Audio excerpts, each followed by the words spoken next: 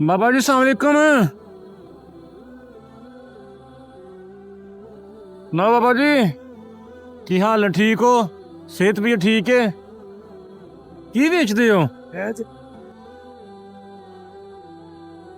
ਇਹ ਬੱਚਿਆਂ ਦੇ ਪਾਪੜ ਛਾਪੜ ਵੇਚਦੇ ਹੋ? ਅੱਛਾ, ਕੋ ਬਣ ਜਾਂਦੀ ਦਿਹਾੜੀ? ਇਹ ਨਾਲ ਇਕੱਠਾ ਕਰਦੇ ਹੋ ਸਕ੍ਰੈਪ?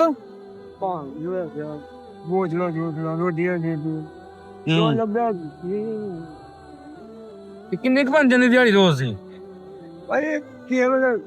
ਗੁਜ਼ਾਰਾ ਹੁੰਦਾ ਹੀ ਕਿ ਵਾਜ ਜੇ ਮੇਰੇ ਘਰ ਪੱਕਿਆ ਤੇ ਜੇ ਕੰਮ 200 400 500 ਬੰਦਾ ਰੋਜ਼ ਦਾ ਕਿ ਨਹੀਂ? ਜ਼ਿਆਦਾ ਵੀ ਕਈ ਵਾਰੀ ਬਣਦਾ, ਕਈ ਵਾਰੀ ਘੱਟ ਵੀ ਲੈ ਜਾਂਦੇ।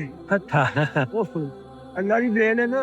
ਹਾਂਜੀ, ਵਾਈ ਰੋਜੀ ਹੈ, ਕਿਸੇ ਵੇਲੇ ਜ਼ਿਆਦਾ ਲੱਗ ਗਈ, ਕਿਸੇ ਵੇਲੇ ਭੰਡ ਮਾਰ ਘੱਟ ਲੱਗ ਗਈ, ਵਾਹੀ ਰੋਜ਼ੀ ਹੋਈ।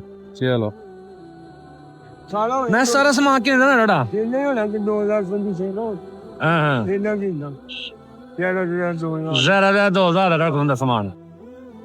ਤੁਹਾਨੂੰ ਕੋਈ ਤੋਹਫਾ ਨਾ ਦਈਏ? ਠੀਕ ਹੈ ਜੋ ਹੈ ਇਹ ਪਤਾ ਨਹੀਂ ਲੱਗੀ। ਅੱਛਾ ਇਹ ਅੱਲਾਹ ਤਾਲਾ ਦੀ ਤਰਫੋਂ ਹੈ। ਅੱਛਾ ਜਿਹਨੇ ਭੇਜਿਆ ਨਾ ਉਹਦੇ ਲਈ ਤੁਸੀਂ ਦੁਆ ਕਰ ਛੱਡਣੀ ਬਸ। ਅੱਛਾ ਇਹਦੇ ਵਿੱਚ ਉਹ ਮੇਰੇ ਵਾਲੇ ਕਈ ਉਹ ਕਰਦੇ ਨੇ, ਉਹ ਯਾਰ ਵੰਡਦੇ ਨੇ, ਉਹ ਫਿਰ ਜਿੰਨੇ ਲਈਏ ਨੇ ਉਹਨੇ ਫਿਰ ਅੱਗੋਂ ਵੰਡਣੇ ਪੈਂਦੇ ਨੇ। ਮੈਂ ਨਹੀਂ ਨਹੀਂ ਨਹੀਂ ਨਹੀਂ, ਇਹ 'ਚ ਪੈਸੇ ਹੋਣਗੇ। ਅੱਛਾ ਇਹ ਅੱਲਾਹ ਤਾਲਾ ਦੀ ਤਰਫੋਂ ਆਇਆ, ਪਰ ਤੁਸੀਂ ਦੁਆ ਕਰ ਛੱਡਣੀ, ਠੀਕ ਹੈ? ਲੋ ਹੈਰੀਅਤ ਨਾਲ ਜਾਓ, ਦੁਆਵਾਂ ਜੀ ਯਾਦ ਰੱਖਿਓ ਆਪਣੀ। ਅੱਛਾ ਅੱਲਾ